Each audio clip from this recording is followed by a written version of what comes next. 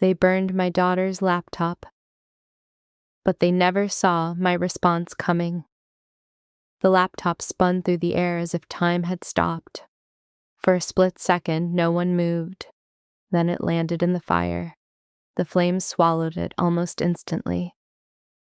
Inside that computer were months of my daughter's work, countless late nights, creative projects, and the portfolio she had spent nearly a year building for her dream design school. My 17-year-old daughter, Vanessa, stood frozen beside me. Her fingers dug into my hand so tightly I could feel them shaking. She didn't cry. She couldn't. She was watching her future disappear in front of her. Across the fire pit, my sister leaned back with a satisfied smile. Maybe now she'll stop acting like she's better than everyone else, she laughed. My parents smiled too. To them, it was just another family joke. They expected me to scream, they expected an argument, they expected tears. Instead, I smiled. The laughter stopped. Every face around that fire turned toward me. No one understood why I looked so calm. What they didn't realize was that my silence wasn't weakness anymore. It was the moment I finally decided I was done. My name is Phoebe. I'm 41 years old, and I've spent most of my adult life working as a surgical nurse. My job has taught me one important lesson. Sometimes the cleanest way to stop the bleeding isn't to fight harder. It's to remove what's causing the wound. For 20 years, my family had treated me like I existed only to give. My time, my money, my energy, my patience. Nothing I ever accomplished was enough. Every success became a reason for criticism. Every act of kindness became something they expected rather than appreciated. I convinced myself that keeping the peace made me the stronger person. But watching my daughter's dreams burn in front of me changed everything. At that moment, I made a promise. No one, not even family, would ever make her believe she deserved that kind of treatment. And before the night was over, every person sitting around that fire would learn exactly what my silence really meant. They burned my daughter's laptop, but they never saw my response coming.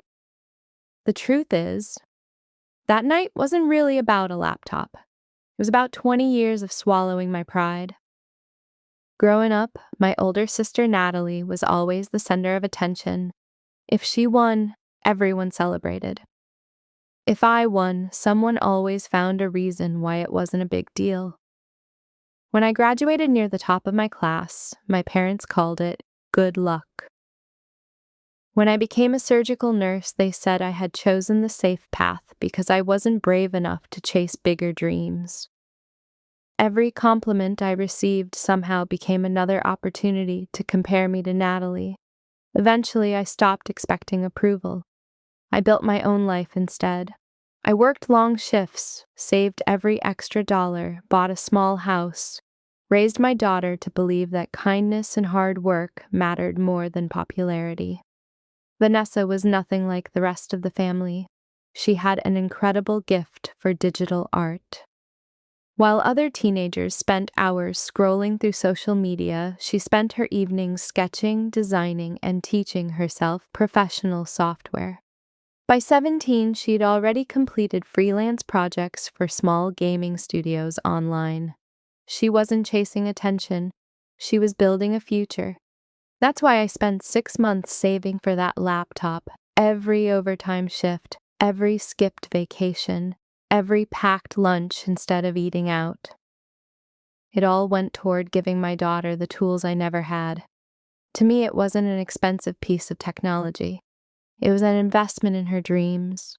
The annual family barbecue at my parents' lake house was supposed to celebrate Vanessa's early acceptance into a prestigious design program. At least that's what they told us. Looking back, I wonder if they were ever happy for her at all.